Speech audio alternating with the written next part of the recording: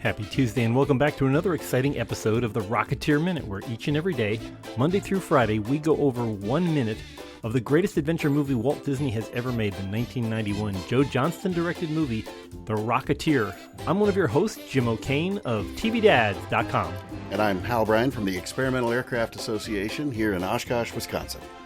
And we are watching poor old Cliff in his wounded GB, coming in over the hills after being shot up pretty bad, and he's pretty much IFR. Yes, he is. There is a discontinuity in the first second or two of this film. I mean, I guess you have to, when you're flying a real airplane, you really can't cover the cockpit with oil and expect to get a good shot. So that's certainly understandable. It's funny, Jim, you mentioned IFR, and we're looking at a GB, and of course one of the most, I think inarguably the most famous GB pilot of all time was Jimmy Doolittle, and famous for the Doolittle raid, the B-25s flying off the Hornet in 1942, and sort of our first big blow in the Pacific in World War II. But a lot of people aren't aware that much earlier than that, he was the world's first fully IFR pilot. He did an experiment, proved sort of the efficacy of flying on instruments, took off in an open cockpit biplane with a complete hood over it, took off, flew, landed, taxied back, did everything without being able to see outside the cockpit at all. And every instrument flight, so every airliner flight anybody's ever been on, traces right back to Doolittle's first experiment. What a gutsy guy. I mean, no kidding. That was just like the first of many things that he did. He's the Chuck Yeager of his day. It's incredible to think how much and the reliability of what they were working on, is nothing like what we have nowadays. But still managed to be the kind of pilot we needed at the time. Yes, perhaps not the one we deserved, but the one we needed. That's right. So. Cliff decides to switch to VFR with his right hook. He punches a nice clean hole, oddly shaped like the crack that formed just before he hit it. So. There did seem to be something sort of pre-cut there, again, it's great, this any of these shots we look back from outside the cockpit looking at Cliff, because obviously we can't really be, it's so small, we can't be in the cockpit right in his face, but I'm always blown away by how well this works, this whole construct on the back of the Waco biplane. So you've really got Billy Campbell up there. He's sitting there. We're looking back at him. Yes, the whole cut was prepared. Although it's interesting, in that first punch, like right at second one, there's kind of a shark fin shape above the rivet line or screw line, I guess, in the plexiglass. That isn't broken out right now, but does he punch it again, or does he? It's broken out in a later scene. Yeah, I think he'll tidy things up in a little bit. Yes, so. I'm sure he will. So good thing he had the goggles on, because now they're just getting caked over with 30 weight there. Right, exactly. I don't know if you happen to know this offhand, but what kind of lubricating oil would a GB use? Is it multi-weight? I mean, at the time, I don't think they had multi-weight. No, it would have been something pretty standard. I don't want to quote a viscosity off the top of my head. It's been a long time since I've flown anything with a big round engine like that. But you're probably in the ballpark with something like 30. Yeah, he gets a bit of a surprise by seeing a biplane coming at him. Right. What a great shot that was. Is he can barely see all that oil, and then all of a sudden there's this Curtis Jenny in his face. Yeah, and so he pulls up slightly, and he flies past this rather substantial billboard of Wings of Honor, starring some guy named Neville Sinclair. And I have looked. I have I've tried my best to find the director of this apparent movie. There's a couple of in jokes on that billboard. One is the producer. It says it's produced by Lawrence Franco, and as we know, Lawrence is one of the producers, and Franco is another producer of this movie that we're watching. So that's kind of a club together name. But the name below that, Volmar Fidgee, Fidgge, I cannot find any mention of this online. Well, by the time this comes out, it'll probably be posted directly to a link to the Rocketeer Minute. Right. We should have a contest or something. Yeah. Whoever can identify that for us unequivocally. Yeah. I don't know what they'd win. Yeah, cite your sources, but we will track down something nice for you. But just let us know what that might be. You might get a Rocketeer type T-shirt. So please send all your responses should be sent to there's a contact form on the rocketeerminute.com. We'll have a contact form, so just go to the contact page and send us that info there. Very quickly, Jim, right before the shot where we see the GB going over the billboard, we're looking back at Cliff. Then we do have that shot looking straight ahead through the broken windscreen. Right. And, that does confirm something we were talking about. It was the last minute or the minute before about how, they build this construct to shoot the film with Billy Campbell in the back seat of the Waco biplane so we can shoot back at him. But then we're shooting forward through the broken canopy. And we saw that earlier shot where he's diving down on the cars in the GB. So that unequivocally, because now we've got a broken windscreen there, that's absolutely something that would have been shot from a helicopter, or I can't imagine anything else. It really had to have been a helicopter. So interesting imagining this, these constructs they did for sort of the back half of the GB, the front half of the GB, to get a shot that lasts a second. Yeah. Yes, they need to place him in space, so they're just doing that to show what he's seeing. But Right. Again, it's Johnson's attention to detail that makes this movie work. And we watch him trailing all that. I noticed when they come back, when he's wiping his face off, that is quite a substantial contrail he's leaving behind. Yeah, it really is, and that's, for the purposes of the film, that'd be just traditional air show smoke, which is at least now, and I would presume even as far back as '91, they were still they might have been using something a little bit harsher. Now it's actually partially sort of vegetable oil based, and basically simply you put it right into the exhaust, and it just cooks off and makes the smoke, and it's harmless and drives the mosquitoes away and all that good stuff. Oh, okay. Yeah, beautiful vortices there in the background, all the swirls and things. So then we're back down on that dirt road in the middle of the woods, which kind of that kind of underlines how much an oddity that very permanent billboard that they put up for the movie was, because I guess they're trying to get passing hunters or bean farmers to go see the movie. Yeah, not only a permanent billboard, but one that's motorized. Requires some kind of regular maintenance, all sorts of things. So we're watching the two remaining surviving cars driving off. Right. Fitz and Wooly are chasing through, and Fitch decides that he's going to take a good shot over Wooly's left shoulder, and unfortunately Wooly's trying to drive the car. So it's a lot of I really don't know what kind of California trees are those. I'm in Texas, and they look to me like willow oaks, but there seem to be a lot of bushiness to the trees. I would guess, and I haven't lived in California for 40 years, but I did live there as a little kid, and those are reminding me, could those be eucalyptus? They could. When we see the final shot for Wooly and Fitch here being the where they get caught between the rather two tight trees. Those leaves do look like eucalyptus leaves, so it could be a eucalyptus grove. The poor Dodge gets stuck in between, to show the escaping getaway car of Lenny, not Lenny, of Wilmer, busting through. I do want to follow the missing headlight and the missing pieces on the grill of the FBI car though later, just to check for continuity.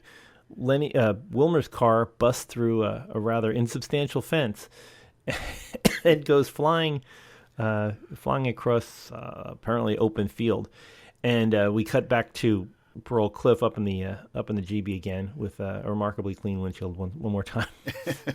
Right. And that rather substantial sound, the classic sound of a dying plane, where it gets very intermittent in its firing. Right, we're sort of putting the levels up on and off, and it's interesting too. We do sort of get a mix of engine sounds. A lot of the stuff you hear from in the interiors doesn't really quite match up with that big, full, throaty sound of a radial engine. It's a Pratt & Whitney R985 powering this airplane. But anytime you hear it from outside, it's always just right. Yeah. And I think that's just maybe reaching back into the sort of the sound effects library and saying, okay, we need an engine that we can take the levels up and down and make it sound like it's failing. But I have a question as Wilmer cuts across the field there. As it's 1938. right. Now, were there FAA regs on obstructions close to the airfield? Because I'm seeing all these oil derricks, and I know nowadays if you're drilling that close to an airport, any kind of airport, you'd have either orange and white flags or I mean lights later on, but at least you'd have those derricks flagged. Yeah, at this point, by 1938, I don't think we would have really seen anything like that. It was still a bit Wild West. Now we did have by this time the CAA, the forerunner of today's FAA, had been around for about 10, 11 years. So you were seeing things like pilots' licenses and things like that, but not so much the regs. The regs around an airport. And it was all a lot of that stuff was still sort of pretty Wild West. It is cool in the scene though, as we cut and we start to see the airport. You can see, unless my eyes are deceiving me, we see one of the race pylons. Yeah, and is there another one in the distance?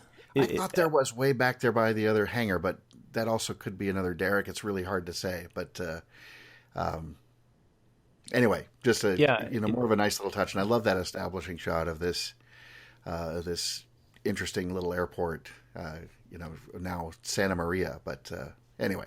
Yeah, and he's coming through when we had looked at just to place ourselves in space.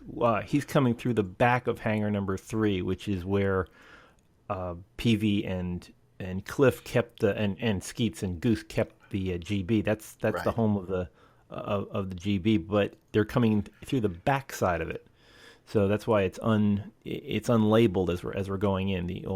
Sure. The Curtiss and the Pratt and Whitney logos are on the other side of the hangar. So this is kind of the undressed part of it.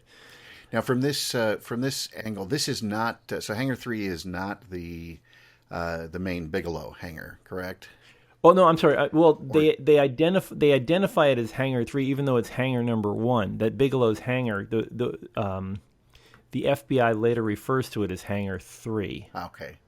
I'm sorry. No. Excuse me. Wilmer describes it as hangar 3 when he's being coaxed by someone. But then we're getting a little ahead of ourselves. Right, he'll say minutes ahead, Jim. Yeah. We're minutes ahead.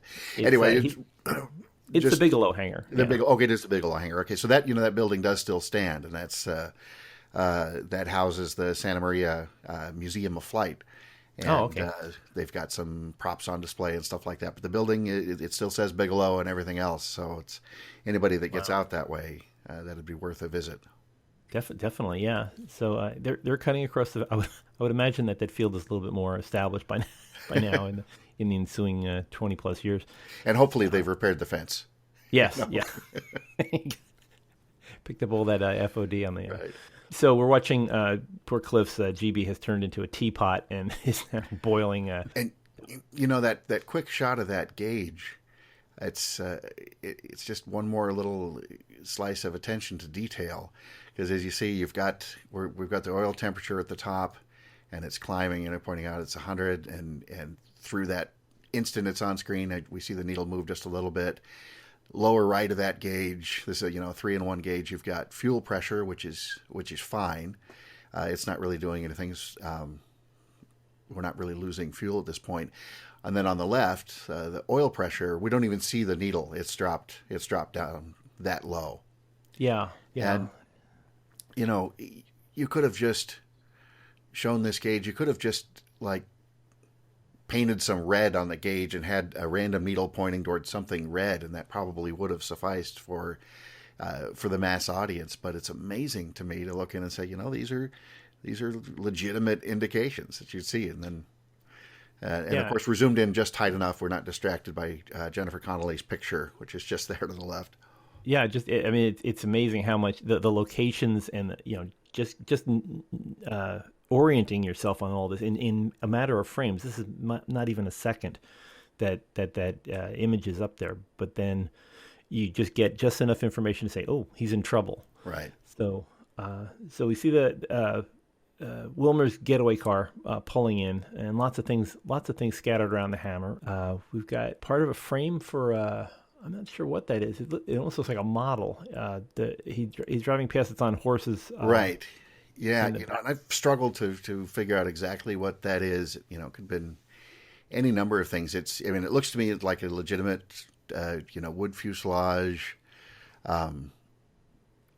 Without seeing sort of any wing attach points or really being able to get in and look, it could be any number of things, but an appropriate wood construction. And then of course in the foreground we've got Miss Mabel, the Miss Mabel, being flown. J1. Yeah, being flown by the fearless Freep, who it's not referring to the Detroit Free Press, but it's Oh, sure. About the Freep. But the Freep was a common phrase like schmooze or anything else. Sure. And Jeep also came from Popeye, of course.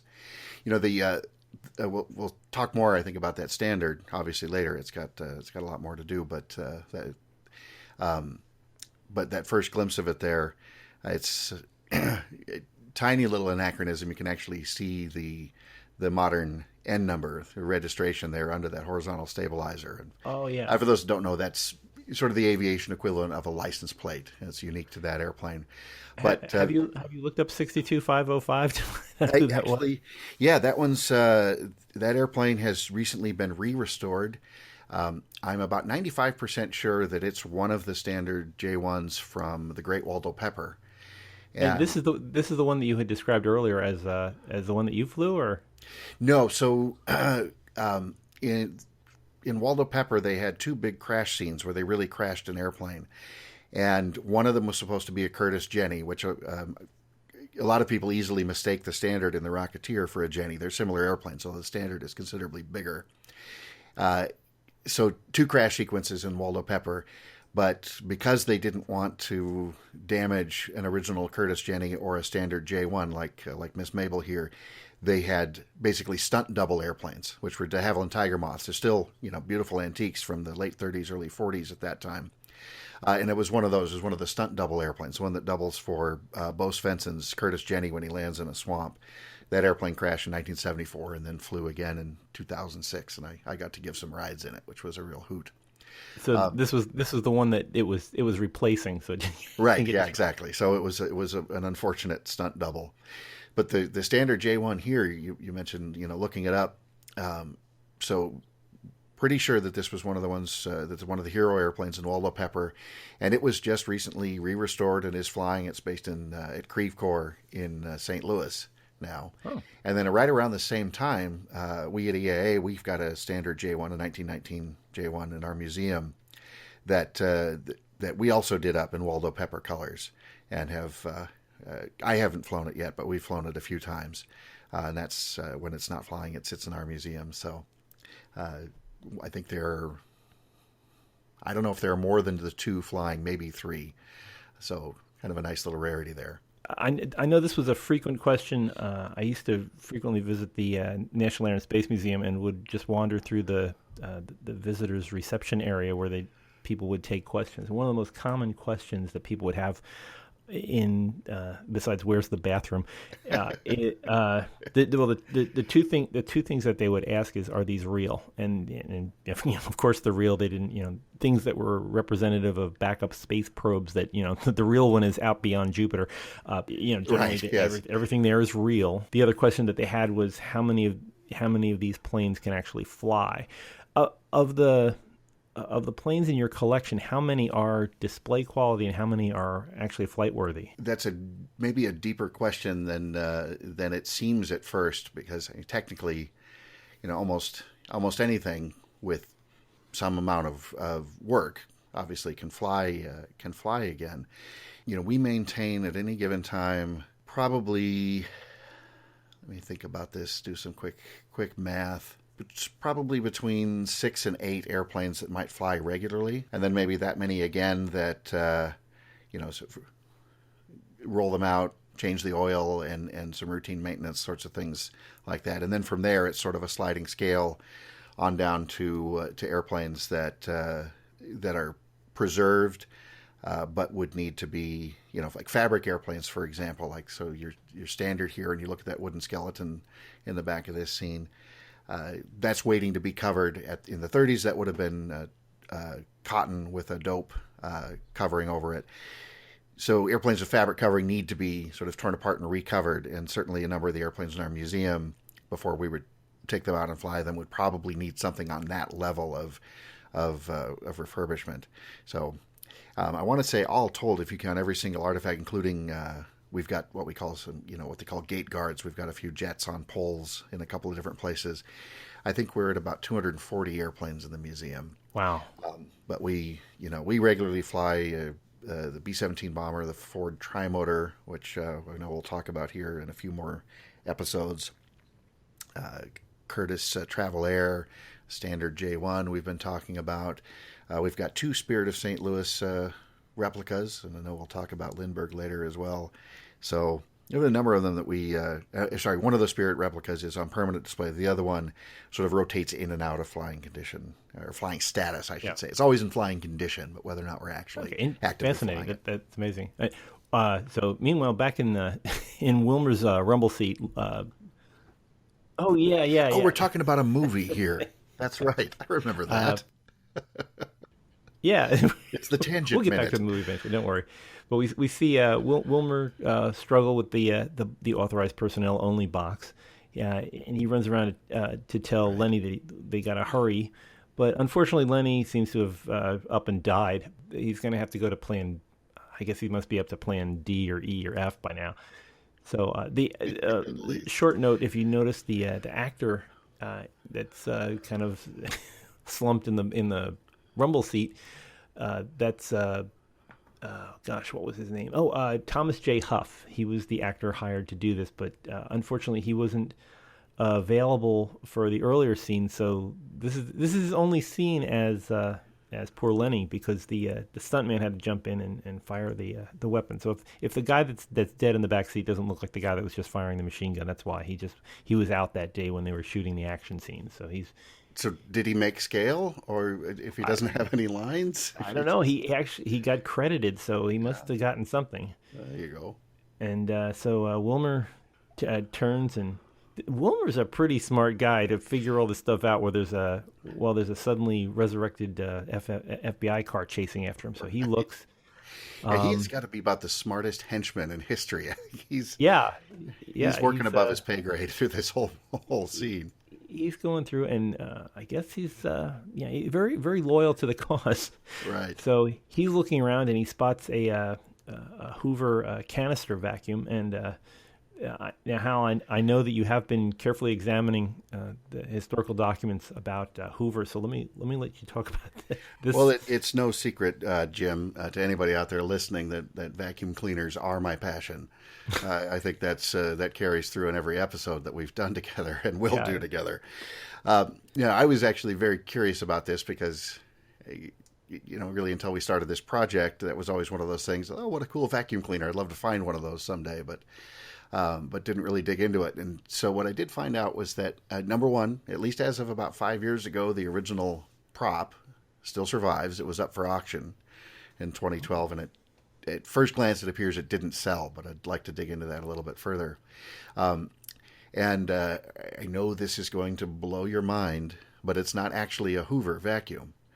It's a Kenmore Commander, which has got to be one of the coolest names, maybe next to the Suckolux in Roger Rabbit. It's got to be one of the coolest names for a vacuum cleaner ever. So it's a Hoover Commander, and it's that centerpiece. With the hose, the sort of the canister is real, and then the fins, the streamlining on the side, were an affectation for the movie. And what I always got a kick out of was that that's actually kind of reminiscent of Dave Stevens' original design in the comics for the actual rocket pack. It looks a little bit more like it, and I feel like this is blasphemy, but overall, I actually like the design that they used for the film for the rocket pack, which of course we haven't seen yet, but I like that better than what Stevens originally drew, and I feel terrible saying that, but funny how this vacuum cleaner just happens to look a bit like that. Yeah, it's when I was a kid, my mom had an Electrolux that was very similar to this, and it had that hatch on the front it was like something out of the lunar lab. I mean, I have a feeling you could go down to 8 atmospheres of difference between the outside and the inside with it. It was quite a substantial machine with a lot of metal. I know that it was made. It was made in the 50s, and I kept thinking, after World War II and all the metal drives ended and things, they had a rather large amount of scrap metal available. I mean, they were grinding up B-17s and B-29s that were coming right off the assembly line and then back into the scrapyard. And when I was a kid, when I found out about the metal drives, I kept thinking, well, if this vacuum cleaner was made 10 years after World War II was over, there's a good chance this thing was made out of a bomber somewhere, or maybe Right. a retired battleship. So this had been places. Exactly. And one last thing to point out on this very special episode of the Vacuum Cleaner Minute is that the Kenmore Commander was introduced in '39. So these guys are a little bit ahead of the game here. But then again, this isn't supposed to be a Kenmore Commander, right? It's got the Hoover badge on it, and which obviously a better known vacuum cleaner name, with apologies to Kenmore employees of the world.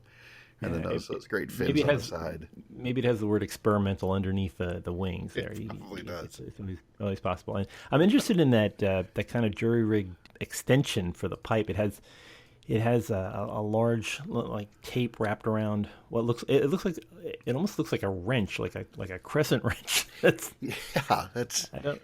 I mean, it's very substantial.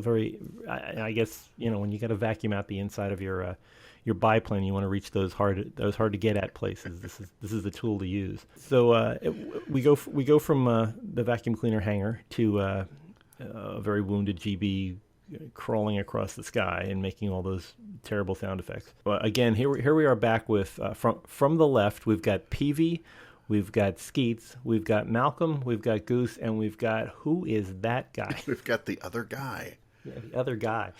So I'm assuming that he's the casting director or just somebody that wanted to be in the movie and he didn't have a SAG card, so they said, here, you put this hat on and you get to be in this little scene. So, and I would sell my soul to trade places with him. Oh my goodness, I'd get that cap on right away. So No kidding. So we're looking at those bleachers from the air show that we will see. They'll play a rather prominent role in a couple of minutes, but they'll get front row seats at potentially Cliff's imminent demise, and at least he's bringing it home for them. So that is about as far away from doing the pattern as you can. He's just coming in, winging a prayer time. Yes, it's just a long, straight in approach.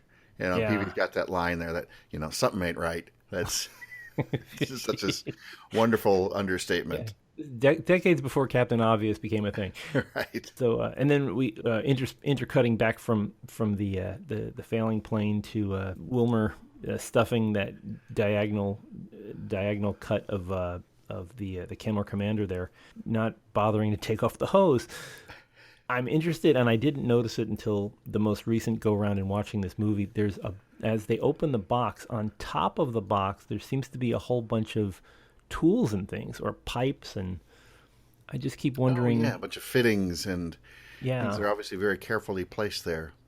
Yeah, which is something that I would think you'd need later on if you were going to use whatever object was in that box to, say, put fuel in or adjust the springs. But I guess they've got, other people can figure it out.